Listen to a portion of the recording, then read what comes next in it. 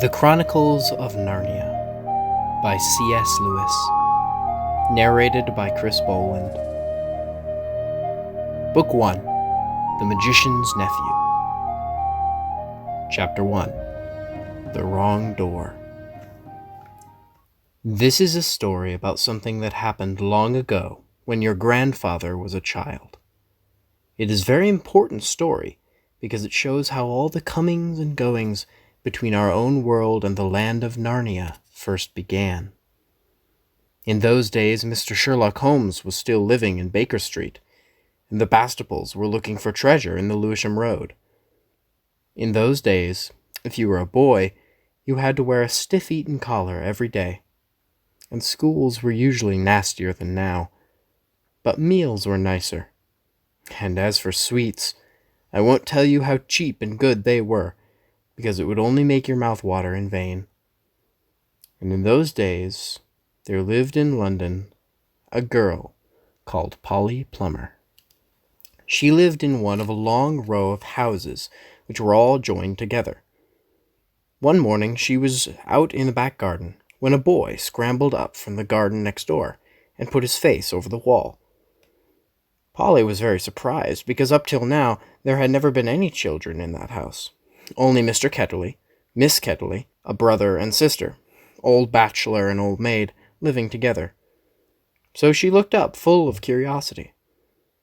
The face of the strange boy was very grubby.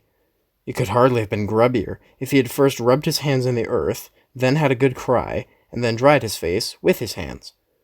As a matter of fact, this was very nearly what he had been doing. "Hello," said Polly. "Hello," said the boy. "What's your name?" "Polly," said Polly. "What's yours?" "Diggory," said the boy. "I say, what a funny name," said Polly. "It's not half so funny as Polly," said Diggory. "Yes, it is," said Polly.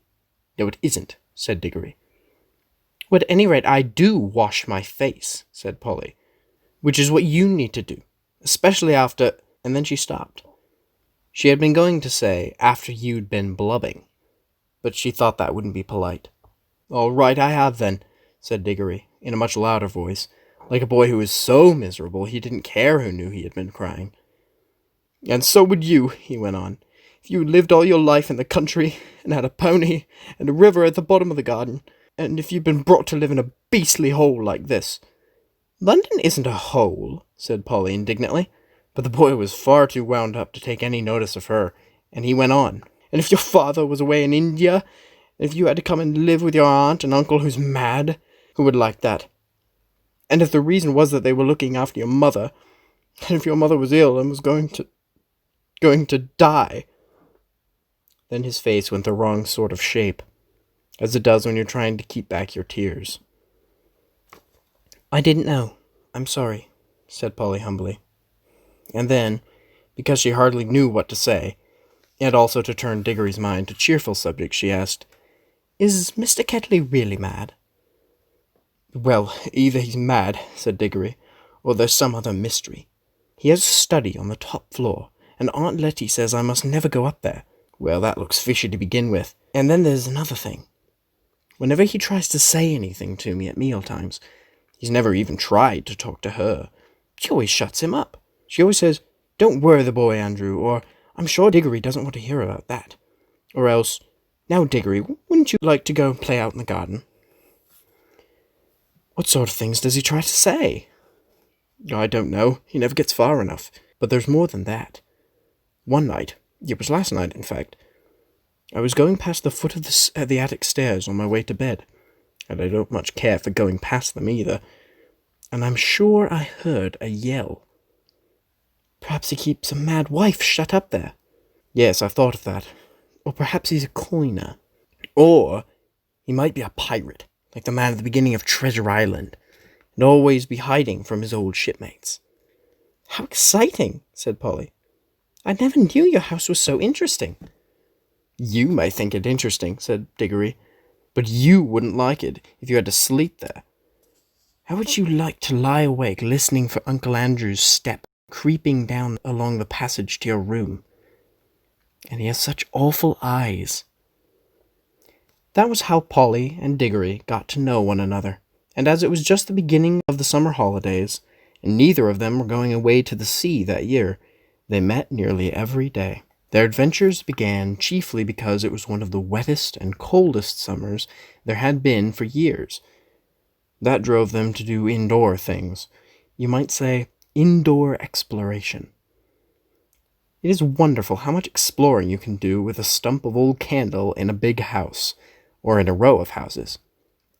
Polly had discovered long ago that if you opened a certain little door in the box-room attic of her house, you would find a cistern and a dark place behind it, which you could get into by a little bit of careful climbing. The dark place was like a long tunnel with a brick wall on one side and a sloping roof on the other. In the roof, there were little chinks of light between the slats. There was no floor in this tunnel. You had to step from rafter to rafter, and between them there was only plaster. If you stepped on this, you would find yourself falling through the ceiling of the room below. Polly had used a bit of the tunnel just beside the cistern as a smuggler's cave. She had brought up bits of old packing cases and seats of broken chairs, that sort of thing, and spread them across the floor from rafter to rafter, so as to make a bit of a floor. Here she kept a cash box containing various treasures, and a story she was writing, and usually a few apples. She had often drunk a quiet bottle of ginger beer in there, and the old bottles made it look more like a smuggler's cave. Diggory quite liked the cave. She wouldn't let him see the story, but he was more interested in exploring. "Look here," he said. "How long does this tunnel go on for? I mean, does it stop where your house ends?" "No," said Polly. "The walls don't go out to the roof. It goes on. I don't know how far." "Then we could get the length of the whole row of houses." "So we could," said Polly. "And oh, I say." "What?" "We could get into the other houses." "Yes, and be taken up for burglars, no thanks." "Don't be so jolly clever. I was thinking of the house beyond yours." "Well, what about it?" "Why, it's the empty one. Daddy says it's always been empty ever since we came here." "I suppose we ought to have a look at it then," said Diggory. He was a good deal more excited than you'd have thought from the way he spoke, for of course he was thinking, just as you would have been, of all the reasons why the house might have been empty so long. So was Polly. Neither of them said the word haunted, and both felt that once the thing had been suggested, it would be feeble not to do it. "Shall we go and try it now?" said Diggory. "All right," said Polly. Don't, if you'd rather not," said Diggory. "I'm game if you are," said she. "How are we to know when we're in the next house?" They decided they would have to go into the box room and walk across, taking steps as long as the steps from one rafter to the next. That would give them an idea of how many rafters went into a room. Then they would allow for 4 more for the passage between the 2 attics in Polly's house, and then the same number for the maid's bedroom as for the box room. That would give them the length of the house. When they had done that distance twice, they would be at the end of Diggory's house, and any door they came to after that would let them into the attic of the empty house. "But I don't expect it's really empty at all," said Diggory. What do you expect?" "I expect someone lives there in secret, only coming in and out at night with a dark lantern. We shall probably discover a gang of desperate criminals and get a reward. It's all rot to say a house would be empty all those years unless there's some mystery." "Daddy thought it must be the drains," said Polly. "Pooh! Grown-ups are always thinking of uninteresting explanations," said Diggory. Now that they were talking by daylight in the attic instead of by candlelight in the smuggler's cave, it seemed much less likely that the empty house would be haunted. When they had measured the attic, they got out a pencil and paper and did a sum. They both got different answers to it at first, and even when they agreed, I'm not sure they got it right. They were in a hurry to start on their exploration. "We mustn't make a sound," said Polly, as they climbed in again behind the cistern. Because it was such an important occasion, they both took a candle each. Polly had a good store of them in her cave. It was very dark and dusty and draughty as they stepped from rafter to rafter, without a word except when they whispered to one another, "We're opposite your attic now," or "This must be halfway through our house." And neither of them stumbled, and the candles didn't go out, and at last they came to where they could see a little door in the brick wall to their right. There was no bolt or handle on this side of it, of course, for the door had been made for getting in, not for getting out. But there was a catch, as you find often on the inside of a cupboard door, which they felt sure they would be able to turn. "Shall I?" said Diggory. "I'm game if you are," said Polly, just as she had said before. Both felt that it was becoming very serious, but neither drew back. Diggory pushed round the catch, and with some difficulty, the door swung open, and the sudden daylight made them blink. Then, with great shock, they saw that they were looking not into a deserted attic, but into a furnished room. But it seemed empty enough. It was dead silent. Polly's curiosity got the better of her. She blew out her candle and stepped into the strange room, making no more noise than a mouse. It was shaped, of course, like an attic, but furnished as a sitting room. Every bit of the walls was lined with shelves, and every bit of the shelves was full of books. A fire burned in the grate. You remember that it was a very cold, wet summer that year. And in front of the fireplace, with its back toward them, was a high-backed armchair. Between the chair and Polly, and filling most of the middle of the room, was a big table piled with all sorts of things. Printed books, and books of the sort you write in, and ink bottles and pens and sealing wax and a microscope. But what she first noticed was a bright red wooden tray with a number of rings on it. They were in pairs, one yellow and one green one together, then a little space, then another yellow one and another green one. They were no bigger than ordinary rings, but one could not help noticing them as they were so bright. They were the most beautiful, shiny little things you can imagine. If Polly had been a very little younger, she would have wanted to put one in her mouth. The room was so quiet that you noticed the ticking of the clock at once. And yet, as she now found, it was not absolutely quiet either. There was a very, very faint, humming sound. If hoovers had been invented in those days, Polly would have thought it was the sound of a hoover being worked a long way off, several rooms away and several floors below. But it was a nicer sound than that, a more musical tone, only so faint that you could hardly hear it. "It's all right, there's no one here," said Polly over one shoulder to Diggory. She was speaking above a whisper now. And Diggory came out, blinking and looking extremely dirty, as indeed Polly herself was, too. "This is no good," he said. "It's not an empty house at all. We'd better bunk before anyone comes." "What do you think those are?" said Polly, pointing to the colored rings. "Oh, come on," said Diggory. "The sooner—" He never finished what he was going to say, for at that moment something happened. The high-backed chair in front of the fire moved suddenly, and there rose up out of it, like a pantomime demon coming out of a trapdoor, the alarming form of Uncle Andrew. They were not in the empty house at all. They were in Diggory's house and in the forbidden study. Both children said, "Oh!" as they realized their terrible mistake. They felt they ought to have known all along that they hadn't gone nearly far enough. Uncle Andrew was tall and very thin. He had a long, clean-shaven face with a sharply pointed nose and extremely bright eyes and a great tousled mop of gray hair. Diggory was quite speechless, for Uncle Andrew looked 1,000 times more alarming than he ever had looked before. Polly was not so frightened, but she soon was, for the very first thing Uncle Andrew did was to walk across to the door of the room, shut it, and turn the key in the lock.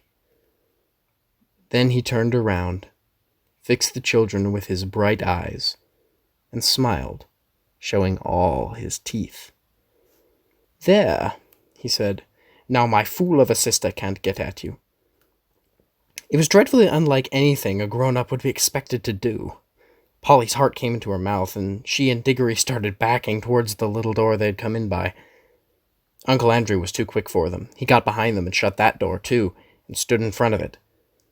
And he rubbed his hands and made his knuckles crack. He had very long, beautifully white fingers. "I am delighted to see you," he said. "Two children are just what I wanted." "Please, Mr. Kettley," said Polly.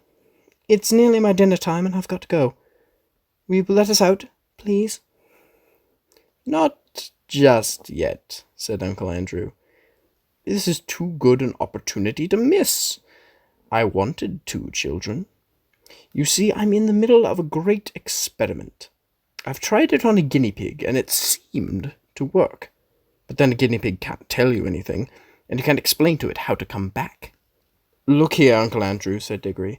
"It really is dinner time, and they'll be looking for us in a moment. You must let us out." "Must," said Uncle Andrew. Diggory and Polly glanced at one another. They dared not say anything, but their glances meant, "Isn't this dreadful?" and, "Oh, we must humor him." "If you let us go to our dinner now," said Polly, "we could come back after dinner." "Ah, but how do I know that you would?" said Uncle Andrew, with a cunning smile. Then he seemed to change his mind. "Well, well," he said, "if you really must go, I suppose you must. I can't expect two youngsters like you to find it much fun talking to an old buffer like me," he said, and went on. "You have no idea how lonely I sometimes am. But no matter, go to your dinner. But I must give you a present before you go. It's not every day I see a little girl in my dingy old study, especially, if I may say so, such a very attractive young lady as yourself." Polly began to think he might not be nearly so mad after all. "Wouldn't you like a ring, my dear?" said Uncle Andrew to Polly. "Do you mean one of those yellow or green ones?" said Polly. "How lovely!" "Not a green one," said Uncle Andrew. "I'm afraid I can't give the green ones away. But I'd be delighted for you to have any of the yellow ones. Come and try one on." Polly had now quite got over her fright, and felt sure that the old gentleman was not mad, and there was certainly something strangely attractive about those bright rings. She moved over to the tray. "Why, I declare," she said, "that humming noise gets louder here. It's almost as if the rings were making it." "What a funny fancy, my dear," said Uncle Andrew with a laugh. It sounded a very natural laugh, but Diggory had seen an eager, almost greedy expression on his face. "Polly, don't be a fool," he shouted. "Don't touch them!" But it was too late.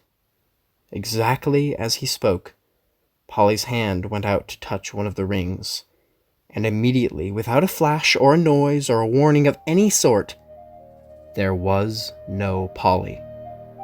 Diggory and his uncle were alone in the room.